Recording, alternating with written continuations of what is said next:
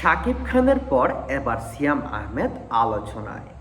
Megastar Shakib খানের বরবাদ সিনেমায় অভিনীত মেহেদী হাসান হৃদয় পরিচালিত বরবাদ সিনেমাটি যেইভাবে ইন্ডাস্ট্রিতে হাইপ ক্রিয়েট করেছিল, সেইভাবে কি মেহেদী হাসান হৃদয় পরিচালিত রাক্ষস সিনেমাটি ইন্ডাস্ট্রিতে কি বাজিমাত করতে পারবে, সেটা হচ্ছে দেখার বিষয়। এবার ঈদে মুক্তিপ্রাপ্ত সিয়াম আহমেদের রাক্ষস সিনেমা ইতিমধ্যে দর্শকের মধ্যে ব্যাপক আগ্রহ সৃষ্টি করেছে, কিন্তু কয়দিন সেই আগ্রহ থাকবে সেটাই দেখার বিষয়।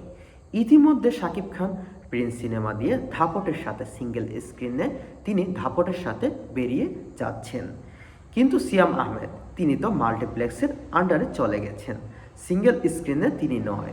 এবার দেখা যাক সিয়াম আহমেদ কি করতে পারেন। চলুন বিস্তারিত সবাই এক নজরে দেখে নেই। শাকিব খানের পর এবারের ঈদের সবথেকে আলোচিত নায়ক সিয়াম আহমেদ। বরবাদ নির্মাতা মেহেদী হাসান হৃদয় এবার নিয়ে এসেছেন রাক্ষস। মূলত বরবাদ ইউনিভার্সের নতুন সংযোজন এই সিনেমা, যেখানে এবার যুক্ত হচ্ছেন সিয়াম। ফলে মুক্তির আগেই ছিল দর্শকের হৃদয়ে জেগেছিল আশা আকাঙ্ক্ষা ও কৌতূহল। বরবাদ ছিল দেশের সেরা নায়ক শাকিব খান তার ইউনিভার্সের সিনেমায় কতটা বাজিমাত করতে পারেন।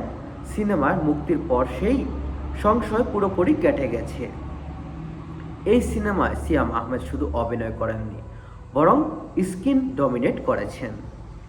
মানে দর্শক এবং ভক্তরা আগ্রহ নিয়ে বসেছিলেন যে সিয়াম আহমেদ বরবাদের মতো শাকিব খানের মতো অভিনয় করতে পারেন কি না।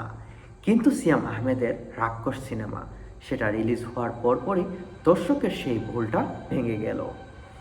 গান, রোমান্স, ডায়লগ, অ্যাকশন সবখানেই তিনি ছিলেন পিওর মেসি ওভারটের ওয়ান ম্যান শো।